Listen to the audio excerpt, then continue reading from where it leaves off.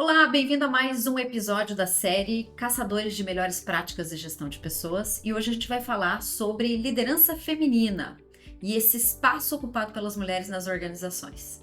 Olá, Fernanda, seja bem-vinda.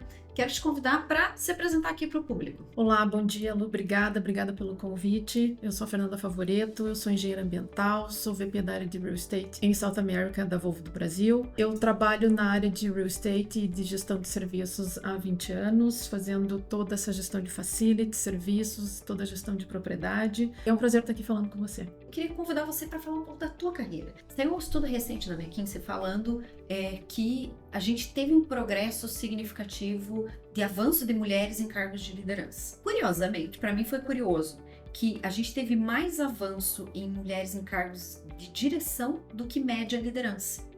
O estudo mostrou algumas mentiras que às vezes a gente acredita sobre a carreira da mulher, né?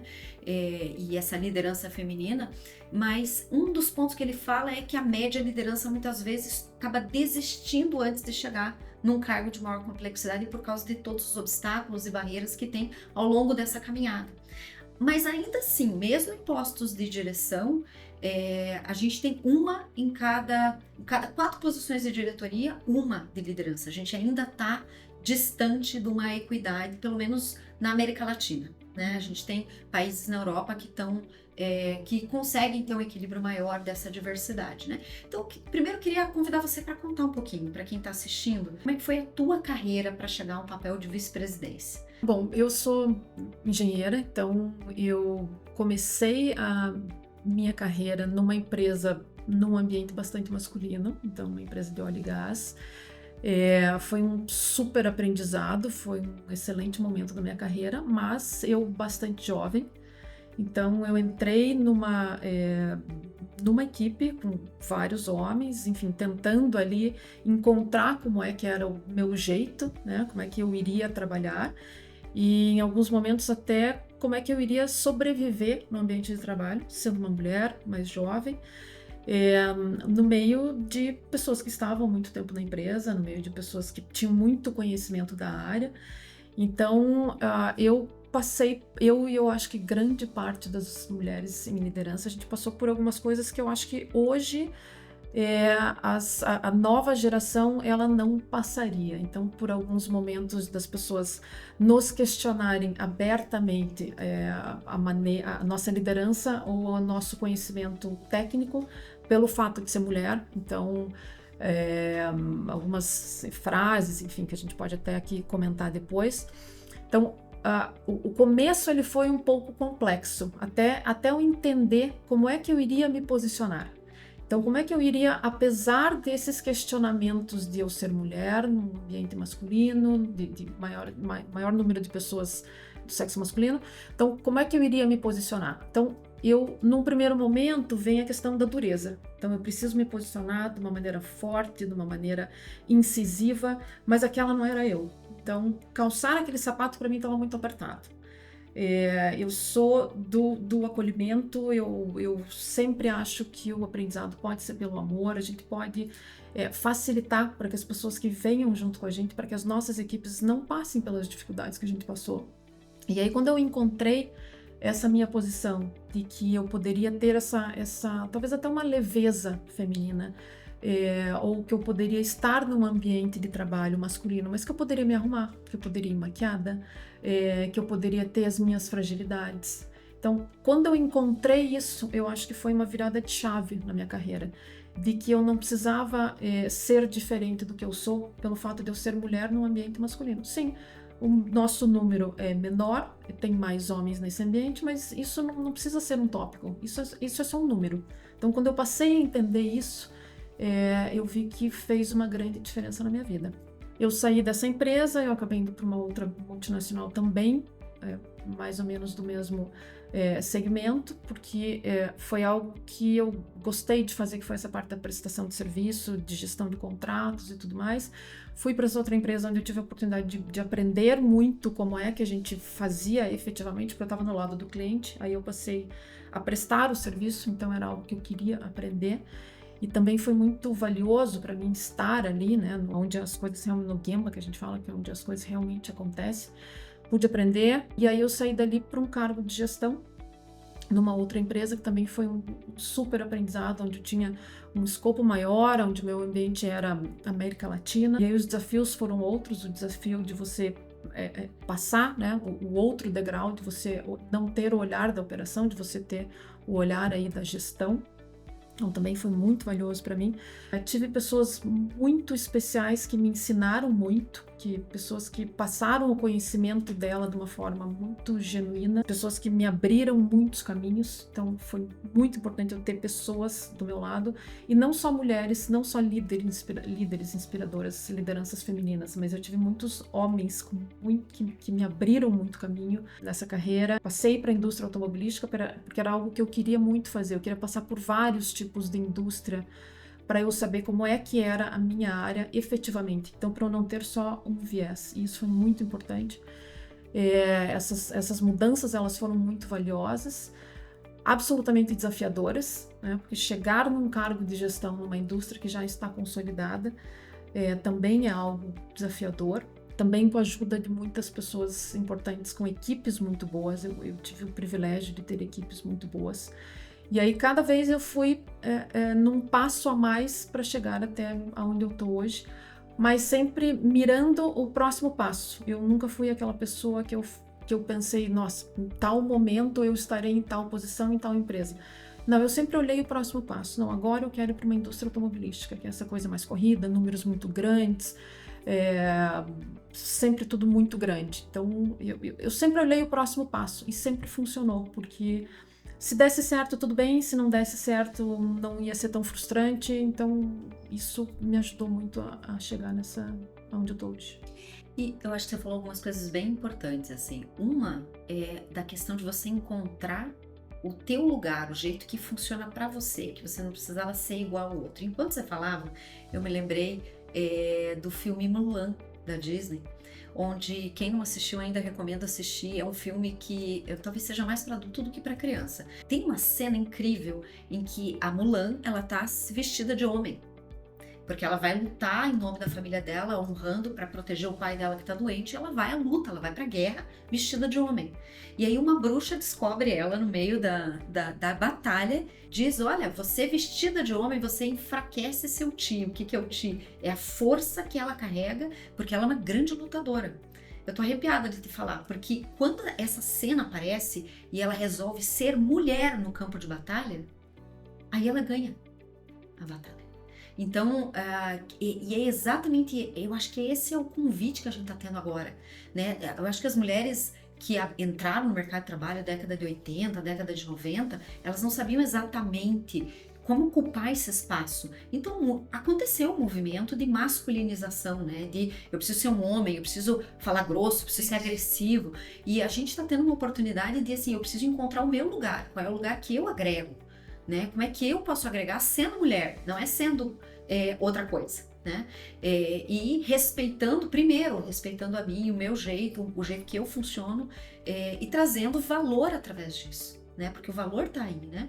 Como é que você tem visto circulando por uma empresa que é bastante humanizada, uma empresa que já tem esse reconhecimento em relação a abrir espaço para né, homens, mulheres, pessoas competentes chegarem num cargo de liderança, Sim. Né?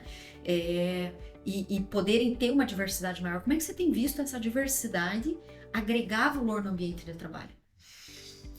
Eu gostei muito desse exemplo que você trouxe do desenho, porque eu me enxerguei nele. Por muito tempo eu vesti essa fantasia de homem, e era uma fantasia desconfortável para mim. De que eu também tenho que entrar no conflito, eu também tenho que ser mais incisiva, eu tenho que não falar das minhas emoções, não me permitir me emocionar, eu tenho que ser dura. E aquilo para mim sempre foi muito desconfortável.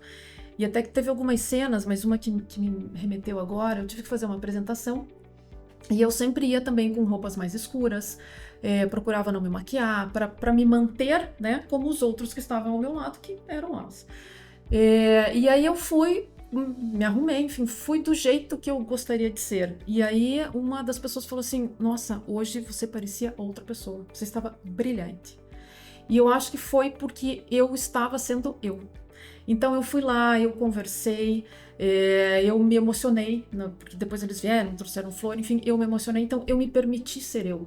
E aquilo para mim teve um significado muito importante, porque eu falei assim, como eu estou confortável hoje? Não é o externo, é o interno. Então, quando eu achei esse meu jeito, ele passou assim a funcionar. E essa diversidade que você traz, ela é muito boa porque são olhares diferentes. E isso que eu vejo que é o grande ganho da diversidade. Então, são experiências diferentes, são olhares diferentes, são necessidades diferentes. Quando você vai fazer um projeto, alguma coisa, você ter esse olhar do outro, do que eu não estou vendo aqui, o que o outro pode me agregar com a experiência dele. Eu acho que isso é o que enriquece. Então, o que eu falei até do se emocionar. Tá tudo bem, lógico, a gente não vai trabalhar o dia inteiro emocionado, mas você tá ali no momento em que alguém te faz uma homenagem, alguma coisa, por que você não pode se emocionar? Por que eu enchi meu olho de lágrima? Por que isso é um problema? Não, só mostra que você é uma pessoa humana, que você é uma pessoa que você consegue aflorar teu sentimento. Então, eu acho que esse olhar diferente, essa experiência diferente, essas necessidades diferentes, ela é o que agrega no teu ambiente de trabalho, no teu dia a dia, é você entender que somos todos diferentes, que as pessoas têm necessidades diferentes, que elas têm desejos diferentes, que elas performam de maneira diferente. Então, isso para mim é o que é o mais rico quando a gente tem a diversidade. Então, o valor está nas perspectivas diferentes e poder encontrar, inclusive, melhores soluções a partir disso, né? Exato. Porque eu vou enxergar, e essa é uma sacada, por exemplo, que a Google fala, né? Dessa diversidade que eles têm de pessoas diferentes que pensam diferentes, não só em termos de gênero, mas em todo tipo de diversidade, e eles provocam esse pensamento diferente porque eles têm que entender a língua dessas pessoas. Como é que eu vou falar com pessoas que pensam diferente de mim se eu não estou nem disposto a compreender o pensamento delas, né? Exato. Então, é bacana a gente pensar nisso, porque existe um valor dessas perspectivas diferentes no ambiente de trabalho para encontrar soluções até mais criativas, né? Porque no nosso trabalho, a gente sempre são pessoas fazendo algo para uma outra pessoa. Isso é o nosso trabalho. Então, seja um produto, seja um serviço, no final, mesmo que seja de empresa para empresa, um B2B, no fim sempre alguém vai usar alguma coisa. Então, como é que a gente vai conseguir atender a expectativa dessa pessoa que está usando aquele produto ou aquele serviço se eu não escuto ela, se eu não entendo ela, se eu não sei qual que é a perspectiva dela? A gente só vai entender os consumidores ou os usuários daquilo que a gente produz se a gente tiver essas pessoas ali dentro, se a gente tiver alguém te convidando, mas será que a gente já pensou na pessoa que tem esse perfil? Ou será que essa experiência vai ser boa? Então, trazer o olhar de quem está usando o nosso produto ou o nosso serviço, eu vejo que isso tem muita importância. Nesse estudo da McKinsey, ele traz verdades e mentiras sobre a carreira da mulher, e uma que me chamou muito a atenção, porque eu acho difícil uma mulher que cresceu dentro de uma organização que não tenha passado por isso. E eles chamam de microagressões. E a provocação que eles fazem é as microagressões que não têm um impacto micro, que tem um impacto macro em termos de intimidação ao longo da carreira, né? E eles citam alguns exemplos dessas microagressões. Então, por exemplo, mulheres de diferentes localidades do mundo, então não estamos falando só de Brasil, estamos falando de mundo, de diferentes níveis hierárquicos, e aí eles falam assim, outros recebem crédito em cima das minhas ideias. Outra microagressão, meu discernimento é colocado em questão. Fui confundida com alguém de nível hierárquico inferior, então não acreditaram que você era a vice-presidente ou a gerente, né, responsável por aquilo. Ou já fui confundida com alguém da mesma etnia ou nacionalidade, quer dizer, toda mulher é igual, né? São feitos comentários sobre a minha aparência e são feitos comentários sobre o meu estado emocional. Então, isso é que eles estão chamando de microagressões. É difícil não se conectar e não lembrar de um caso, pelo menos, por vários. temática, né? Você já viveu isso também? Já. O primeiro ponto que me traz a reflexão é quando a gente fala de microagressões, né? Quem consegue classificar isso como micro ou macroagressões? Porque às vezes o que é micro, ele pode pegar muito forte no outro, né? Esses dias eu estava almoçando com duas mulheres que trabalham comigo, absolutamente competentes, e a gente começou a falar disso. E o almoço, que era para ser meia hora, ele acabou durando quase 1 hora, porque foram tantos exemplos dessas agressões, e aí com uma coisa muito clara de que elas eram agressões direcionadas para a mulher, né? Então, alguns exemplos como falar da aparência é algo que foi normalizado e que a gente precisa começar a entender esse desconforto, né? De chegar numa reunião, ai que bom, agora a reunião tá mais bonita.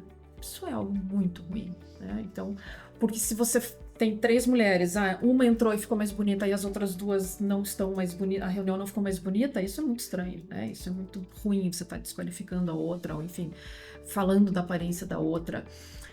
Questões emocionais, quando a gente fala a mulher se impõe ou tem alguma fala um pouco mais incisiva, sempre vem a questão de você estar de TPM. Então, primeiro o quão invasivo é isso e depois o quão agressivo é isso. Tem vários outros exemplos, a questão do ser confundido. Eu já passei várias vezes da pessoa entrar na sala e falar: teu diretor tá vindo? Não, meu diretor não tá vindo porque não tem diretor, então aqui sou eu. Ou mesmo em outras experiências de entrar e receber vários e-mails. Eu trabalhei fora do Brasil em algum momento e eu recebia sempre o e-mail: caro Fernando, porque a pessoa nem imaginava que o líder daquele projeto era uma mulher. Então, isso bastante comum. Eu tenho certeza que todas as mulheres vão ter exemplos muito claros dessa questão feminina, dessas microagressões direcionadas à mulher. Lembrei de alguns casos também em relação à agressão na desqualificação, por exemplo, de um assédio ou de uma abordagem invasiva de um homem no ambiente de trabalho, né? Então, de desqualificar no sentido de, acho que foi impressão sua, ou até uma vez me ferveu, né? É difícil eu ficar mais mobilizada assim pela raiva no ambiente de trabalho. Normalmente sou bem calma, bem tranquila, mas eu fervi uma vez que um gerente falou que a culpa de um incidente de trabalho era porque a mulher entrou na fábrica embalada a vácuo. Uau! Foi essa frase dele na conversa que a gente estava tendo, discutindo o incidente. Quer dizer, então, primeiro, a culpa é de uma mulher que entrou, tudo bem, ela poderia até não estar com uma roupa adequada, mas definitivamente essa não era a forma de abordar, né? E veja, então as pessoas que estão ali responsabilizam um terceiro pelo seu próprio comportamento, né? Porque não prestaram atenção naquilo que estavam fazendo. Então, esse tipo de minimização, né? Como se fosse ok fazer esse tipo de comentário.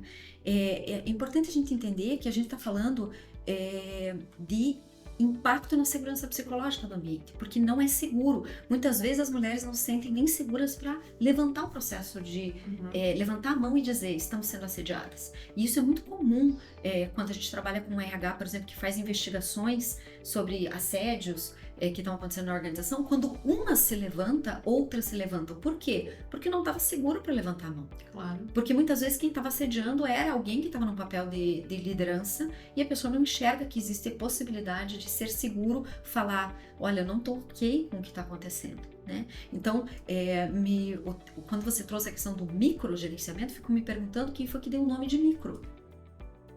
Porque isso não é micro. Não. Não é micro porque ele agride, e qualquer coisa que te agrida, ela nunca vai ser micro. Então, você trouxe alguns exemplos bem importantes primeiro que a vítima nunca é culpada, né? Então, o fato de uma mulher estar, e aí, enfim, não entrando em questão de valores aqui, de postura, de você estar com uma roupa curta, uma roupa sensual, não é um convite. Então, eu já escutei mais de uma vez isso, a pessoa está na chuva para se molhar. Não é assim, não é a questão de que a pessoa está ali, ela tem que aguentar aquilo. Então, não é assim, isso é algo que a gente precisa quebrar mesmo. Um outro ponto que você trouxe é de que às vezes as pessoas elas não levantam a mão desse desconforto, porque às vezes a gente nem entende que é um desconforto, ou a gente não se permite entender de que aquilo está errado, de que não, eu não deveria passar por isso. A gente acaba se acostumando com isso. Então, teve uma vez que uma liderança minha falou que teve algum desconforto, enfim, eu comentei com ela e ela falou, mas você, na tua posição, você não pode acostumar com isso. E ela foi super precisa, porque é verdade, a gente não tem que acostumar, não é porque eu passei que a gente vai ter que se acostumar, porque quando você se acostuma, você não luta mais com aquilo, você acha que tá tudo bem. Então a gente não pode se acostumar, a gente precisa levantar a mão, só que lógico, a gente sabe que nem sempre tem essa segurança, tem esse acolhimento, porque às vezes pode ser minimizado, né, de que isso é besteira, não, foi uma bobagem. Eu já tive uma situação onde eu fui atrás do caso de assédio para o RH, e a primeira pergunta que me fizeram foi, mas que roupa que a menina estava usando? Uhum. Essa é a última questão. Isso não é importante, a roupa que ela estava usando, Uhum. né? Ou se for uma questão de dress code, de postura, isso é um outro momento que tem que ser tratado. Eu preciso endereçar e às vezes orientar, mas não é colocar responsabilidade sobre isso. Exatamente. E eu fico me perguntando aqui, né, também sobre as questões. Quer ver outro exemplo que me veio à mente? Difícil, né? A gente tem uma lista de exemplos depois de um tempo de carreira, né? Mulheres que perderam o bebê e o gestor. Então vamos pensar assim, ó, o que não falar, né? E às vezes é sem querer, às vezes a pessoa não sabe o que falar, né? E aí o gestor vira para a pessoa e fala assim, puxa, né? A pessoa acabou de perder o bebê, ela tá no dia seguinte, no primeiro dia de trabalho, depois de ter passado por esse estresse. Mas veja, a natureza é sábia, né? Se você perdeu é porque não era para ser. Não, isso você não fala porque a pessoa tá em luto. Então, assim, esses exemplos, eles são exemplos reais, não são exemplos fictícios, né? Sim. São exemplos que a gente já viu acontecer. Então, se eu não sei o que falar, quando eu não sei o que dizer, eu falo, eu sinto muito que você passou por isso, eu sinto muito que você teve essa experiência na tua vida. O que você precisa hoje para ficar bem? Exato. Né? É acolher e validar o sentimento da pessoa, não é você não... Até porque a tua opinião pouco importa naquele momento, é o luto dela, é uma experiência dela, como você falou, até porque não tem o que falar, né? Então é acolher o sentimento. Com relação a isso de ter filho, eu mesmo já escutei algumas vezes. Eu não tenho filhos e das pessoas ressaltarem isso como uma vantagem. Não, mas você também tem uma grande vantagem, você não tem filhos. Isso é péssimo. Primeiro que isso é invasivo. A gente não sabe o quanto isso é resolvido ou não com uma pessoa, com uma mulher. Então não é um assunto para a gente entrar. A questão é, se estava sendo valorizado naquele momento a minha mobilidade, isso é ótimo, mas não a questão do fato de não ter filhos. Então, certas falas a gente precisa pensar muito, a gente precisa não entrar nesses temas que podem ser doloridos para uma pessoa. Excelente ponto que você está trazendo. Já ouvi também em entrevista uma pessoa me contar o seguinte, olha, ela estava procurando emprego, desempregada há um tempão, e ela foi para uma entrevista e a entrevistadora, mulher, insistiu na pergunta mas por que você não tem filhos ainda? Mas você pretende ter filhos? E ela estava numa batalha há mais de 10 anos para tentar engravidar. E ela desmontou na entrevista. E ela foi para casa se sentindo destruída. Então, assim, o que eu quero dizer com isso? Definitivamente, a gente precisa tirar a narrativa de isso é mimimi. Cada realidade é uma realidade, não sabe o que está passando pela vida da pessoa. E eu acho que uma pergunta que pode ajudar a gente você perguntaria isso para um homem? Você perguntaria se ele pretende ter filhos? Você perguntaria quem é que vai cuidar dos seus filhos enquanto você estiver trabalhando? Você perguntaria, faria esse tipo de comentário se fosse um homem? Um comentário sobre aparência? Né? Talvez esse possa ser um bom filtro, né? Sim. De o que falar, o que não falar, porque eu entendo que às vezes a pessoa não está fazendo na má intenção, mas acaba demonstrando ali um viés inconsciente de uma narrativa misógina, né? Quer ver um outro exemplo que eu também costumo usar essa fala do você perguntaria para um homem. Estava conversando com uma engenheira e aí ela contando que não muito tempo atrás ela estava entregando um projeto e aí um homem falou para ela, mas você enquanto mulher se sente segura de fazer uma obra? E assim, é aquele tipo de pergunta que na hora a gente não tem resposta, porque ela é tão fora do contexto que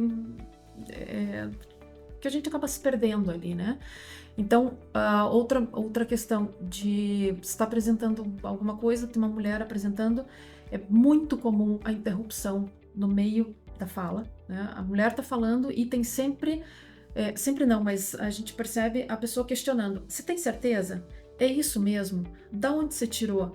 E eu comecei a perceber de que isso não é tão comum com o homem, essa validação. Você tem certeza? Claro que tem certeza. Engenheira com muito tempo. Então, essas perguntas eu não vejo serem feitas para homens. Então, você tem certeza? É isso mesmo? Então, esse também é um ponto que as pessoas não se percebem. As pessoas não percebem que elas estão fazendo isso, mas é comum.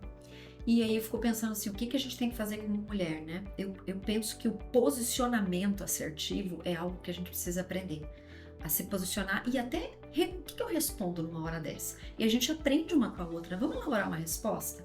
O que eu posso responder quando me falarem isso? De uma forma firme e dando limite. Não é ser agressivo com o outro, mas é dar limite. Olha, essa pergunta está um pouco invasiva, né? Olha, como é que eu me posiciono de um jeito firme no momento que alguém questiona se eu sou capaz de fazer trabalho XYZ, né? Como é que eu posso fazer um posicionamento e ocupar esse espaço? Uma frase que uma vez uma diretora, que é uma das mulheres mais inspiradoras que eu conheci no Grupo Boticário, ela tinha 25 anos de trajetória e eu uma vez perguntei para ela, né, que conselhos ela estava se aposentando, eu estava entrando no mercado de trabalho e eu tive a oportunidade de trabalhar com ela. Eu perguntei que conselhos você me daria, né? E ela falou várias coisas brilhantes que me inspiram até hoje. Uma das coisas que ela falou é: não peça licença, ocupe teu espaço. Né? Porque ela, claro que ela, na década de 80 e 90, ela enfrentou muito mais misoginia do que hoje, né? Do que na época que a gente estava trabalhando juntos. Ela falou: ocupe o espaço. Seja competente o suficiente e ocupe esse espaço que está sendo dado para você. Não fica pedindo licença, porque licença porque eu sou mulher, licença porque isso, porque aquilo. Seja competente o suficiente para ocupar esse espaço com qualidade, com competência, porque assim vai vir, né, esse tipo de situação. Isso faz sentido para você? Como é que você vê assim, as mulheres ocupando o espaço nesse momento? Faz um super sentido. É bem significativa essa fala. O que eu vejo das mulheres ocupando? A primeira coisa que eu vejo é que as mulheres hoje, eu acho que elas estão muito mais conscientes dessa questão da mulher e de que a gente precisa cuidar de outras mulheres. Então essa é uma diferença que eu vejo. Quando eu comecei a minha carreira, eu via as mulheres um pouco mais fechadas, até porque para elas foi muito mais difícil do que foi para mim, ou do que, enfim, das novas gerações. Então eu via talvez alguma coisa assim, se eu conseguir, ela também vai ter que achar o caminho dela e meio que assim, se vira. Então hoje eu vejo que é diferente, as mulheres estão cuidando muito mais das outras mulheres, as mulheres estão cuidando para que as outras mulheres não passem pela dureza às vezes que a gente passou. Então isso é uma coisa que eu vejo importante para a gente ter o nosso caminho, para a gente conseguir ocupar o nosso espaço e abrir caminho também para os outros. Isso eu vejo que é uma diferença que vem acontecendo nas novas gerações. E pensando sobre, para a gente ir caminhando para um fechamento, pensando nessas microagressões que acontecem no dia a dia, né? O que a gente precisa fazer como homens e mulheres, não só as mulheres, né? Mas homens também em termos de posicionamento, para que a gente tenha um ambiente mais saudável e mais inclusivo, né? O que vem à tua mente, assim, sobre postura que homens e mulheres podem ter no ambiente de trabalho para fazer, para a gente ter um ambiente mais saudável? Eu gosto muito da conversa. Eu sou muito do alinhamento. Então, alinhar expectativas para mim é sempre muito importante. A gente precisa contar para o outro, né? Primeiro, você precisa contar para o outro o teu desconforto. Então, eu já passei várias situações onde a gente está nessa conversa das agressões que a gente passa e homens junto com a gente falam assim: eu nunca imaginei que vocês passassem por isso. Então, a gente contar para o homem que a gente passa por isso, que isso é incômodo, é algo muito bom, porque eles tomam ciência de que esse comportamento não pode acontecer, eles não vão fazer e vão cuidar para que também outros ao redor não façam. Mas aí, sendo um pouco mais objetivo, o que eu vejo que a gente precisa ter? A gente precisa ter muita inteligência emocional para não deixar com que as nossas emoções tomem conta na hora de dar uma resposta. Então, para que essa resposta ela seja assertiva o suficiente para que o teu lado profissional ele venha à tona, para que você para não entrar no absurdo do outro. Então, você ter uma resposta ali fina, elegante, com fatos e dados, mas se posicionar do teu desconforto. Então, deixar claro de que aquilo não é adequado e que aquilo não será admitido. Então, olha, vamos fazer um combinado. Isso que você me trouxe não é assim, então eu não gostei dessa postura, me senti exposta, enfim, qualquer outro sentimento que você tenha tido. Vamos fazer um combinado daqui para frente. Então, mas é extremamente importante a gente sempre posicionar o nosso desconforto, porque senão a gente vai ficar sempre ali internalizando de que aquilo é normal, até o momento em que a gente não ligo mais. Então, se posicionar, para mim, é extremamente importante. E como eu falei, contar para os outros homens, você deixar claro para o outro homem de que aquilo não é admissível, de que você entrar numa reunião e a pessoa expor para todo mundo de que a reunião está mais bonita, aquilo não é um elogio, né? Eu não quero ser reconhecida porque eu estou bem arrumada, eu quero ser reconhecida porque eu sou uma pessoa competente e eu entrego. Então, eu sou muito do alinhamento da expectativa, a gente precisa contar para o outro. E esse contar para o outro é desmascarar a microagressão de certa forma, né? Até porque é uma forma de dar limite também. Pode ser que o outro tenha falado sem querer, e aí você posiciona e dá o limite. E pode ser que o outro tenha falado por querer, né? Para ser intimidador ou para ser invasivo, e aí você também está dando um limite. Então, acho que é importante esse ponto que você está trazendo, que é conversar. Conversar sobre aquilo que causou desconforto, se posicionar de uma forma firme, trazendo à luz, né, essa consciência sobre aquilo que é ok ou não é ok. Porque é só assim que a gente vai transformar, né, o ambiente de trabalho e as relações para elas serem cada vez mais produtivas. Exato, exatamente. Algum conselho final, algo que você gostaria de deixar assim, para as mulheres que estão assistindo o canal? Sim, o meu conselho é que a gente precisa achar o nosso modelo de gestão ou o nosso modelo de trabalhar, a gente precisa achar aquilo, ir para a nossa essência, pode até ser uma coisa um pouco filosófica, mas colocar atenção nos nossos talentos, naquilo que a gente é boa, então sem perder a essência feminina, sem perder isso que a mulher tem de bom, a gente não precisa se masculinizar, né, para a gente ser boa, a gente pode colocar a nossa essência para trabalhar, que aí sim a gente vai ter sucesso. Proteger as outras mulheres, ou proteger talvez não seja um bom termo, mas dar espaço para as outras mulheres, cuidar das outras mulheres, aconselhar as outras mulheres, eu acho que é algo bastante importante. E por fim, algo bem importante, que eu tenho visto alguns movimentos que não me atraem muito, que é a questão de não desqualificar o homem. A gente não precisa desqualificar o homem para a gente se qualificar. A gente tem que exaltar o que a gente tem de bom, a gente tem que fazer boas parcerias, a gente tem que convidá-los a entender o que são essas microagressões, algumas dificuldades no ambiente de trabalho para uma mulher, mas sem desqualificar. Tem espaço para todo mundo, a gente pode convidar todo mundo a ser melhor, sem desqualificar o outro. Muito obrigada pelo teu tempo, pela tua disponibilidade de estar aqui compartilhando, né, a tua história com a gente. Espero que você tenha se sentido inspirado e que possa compartilhar esse episódio com pessoas que você lembrou ao longo dessa conversa. Obrigada. Eu que agradeço. Muito obrigada, foi muito inspiradora. Eu agradeço o convite.